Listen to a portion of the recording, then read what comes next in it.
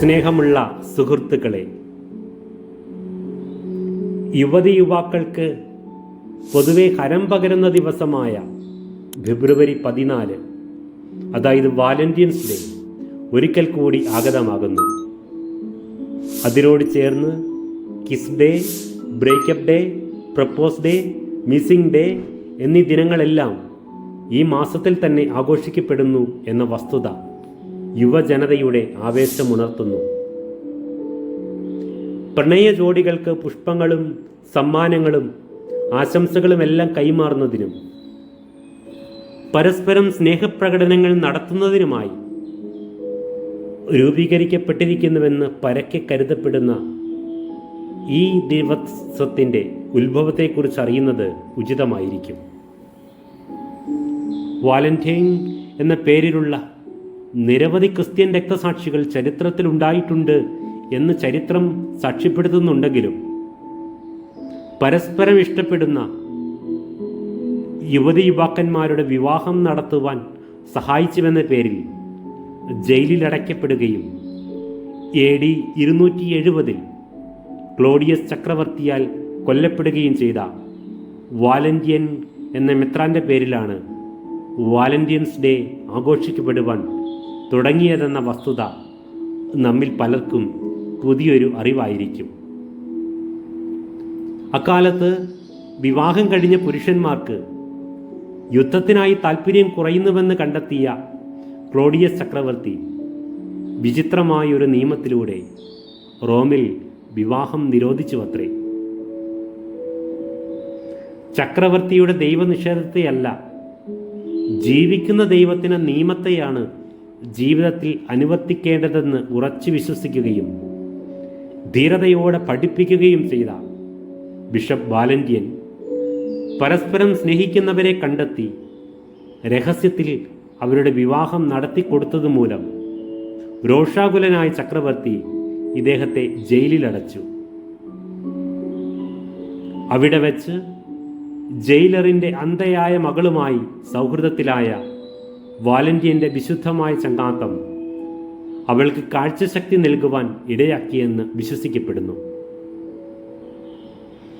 ഇവരുടെ സൗഹൃദത്തെക്കുറിച്ചറിഞ്ഞ ക്ലോഡിയസ് ചക്രവർത്തി ബിഷപ്പിൻ്റെ തല വെട്ടുവാൻ ഉത്തരവിടുകയും മരിക്കുന്നതിന് തൊട്ടു മുമ്പ് വാലന്റൈൻ ആ പെൺകുട്ടിക്ക് പ്രമ്യ വാലന്റൈൻ എന്നൊരു കുറിപ്പ് എഴുതി വയ്ക്കുകയും ചെയ്തുവത്രേ.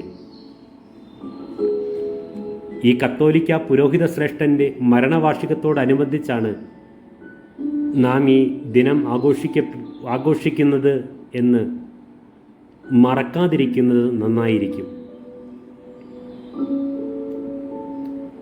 ഇത്ര വിശുദ്ധമായ ദിനമാണെങ്കിലും ഇന്ന് നമ്മുടെ ആഘോഷങ്ങൾ സന്മാർഗികതയുടെയും പരിശുദ്ധിയുടെയും അതിർവരമ്പുകൾ ഭേദിക്കുന്നതാണോ എന്ന് വിശകലനം ചെയ്യുന്നത് നന്നായിരിക്കും.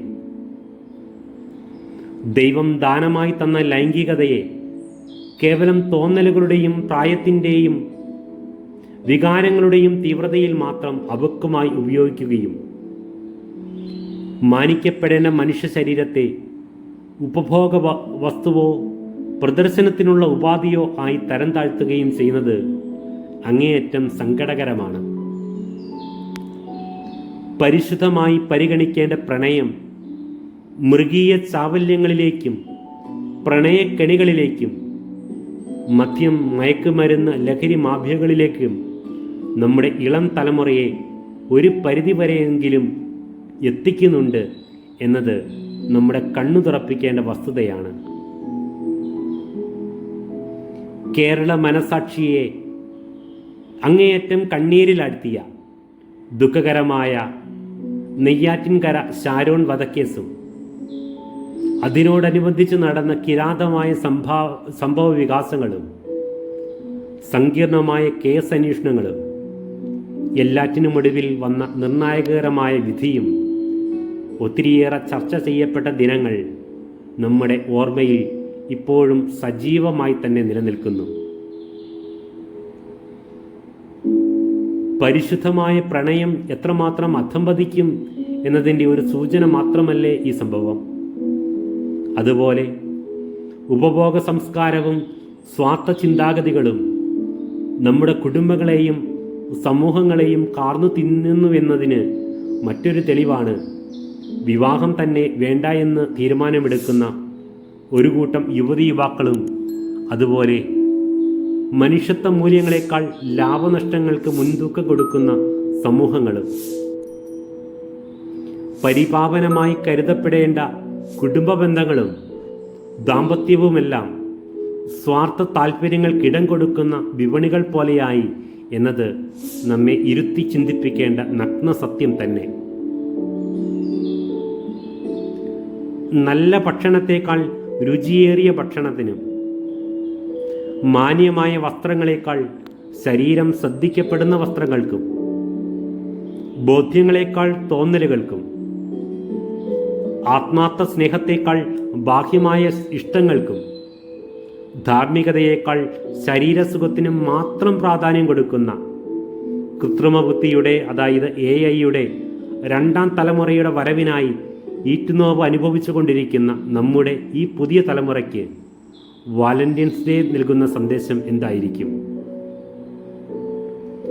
വികാരങ്ങളെക്കാളും ഇഷ്ടങ്ങളെക്കാളും നിഷ്കളങ്കമായ വ്യവസ്ഥകളില്ലാത്ത സ്നേഹത്തിന് പ്രാധാന്യം കൊടുക്കുക. തോന്നലുകളുടെ ആധിക്യത്തിൽ മനുഷ്യത്വത്തെ ബലി കഴിക്കാതിരിക്കുക.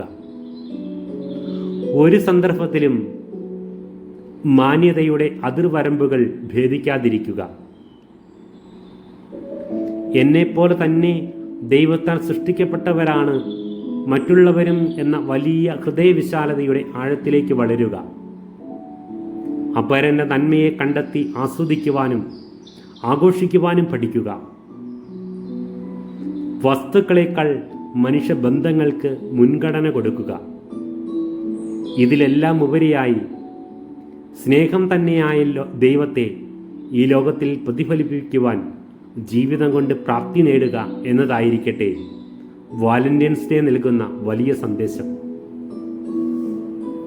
പ്രണയത്തിൽ വീഴേണ്ടതല്ല, പ്രണയം വഴി ഉയരേണ്ടതാണ് നമ്മുടെ ജീവിതം എന്ന സത്യം നമുക്ക് മറക്കാതിരിക്കാം. നിഷ്കപടമായ സ്നേഹത്തിൻ്റെ പ്രചാരകരായി തീരുവാൻ ഈ 2025 വാലന്റൈൻസ് ഡേ നമ്മെ പ്രാപ്തരാക്കട്ടെ.